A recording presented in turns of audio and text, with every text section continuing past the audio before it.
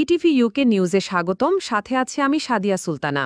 জগন্নাথপুরে কৃষিকাজের পাশাপাশি কৃষকেরা বর্ষায় হাঁস পালন করে ভাগ্য ফিরাচ্ছে। জগন্নাথপুর প্রতিনিধি মোহাম্মদ মুকিম উদ্দিনের তথ্য ও ভিডিও চিত্রে দেখুন বিস্তারিত। বর্ষায় হাঁস পালনে ভাগ্য ফিরছে সুনামগঞ্জের জগন্নাথপুর উপজেলার। জগন্নাথপুর উপজেলার কলকলিয়া ইউনিয়ন সহ প্রতিটি এলাকায় গড়ে উঠেছে অস্থায়ী হাঁসের খামার। তবে উন্মুক্ত পানিতে কম খরচে হাঁস পালন সম্ভব।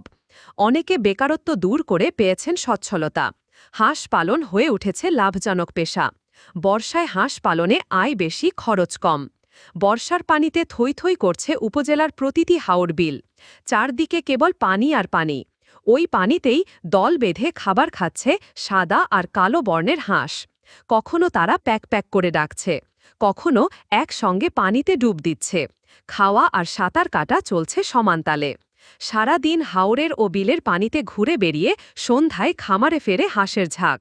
সামনে হাঁস, পেছনে নৌকা, এই দৃশ্য এখন পরিচিত হয়ে উঠেছে জগন্নাথপুরের গ্রামগুলো। এলাকার কৃষক ও যুবক গড়ে তুলেছেন অস্থায়ী হাঁসের খামার। বর্ষার পানিতে হাঁস পালন এখন তাদের জীবিকার গুরুত্বপূর্ণ অংশ হয়ে উঠেছে।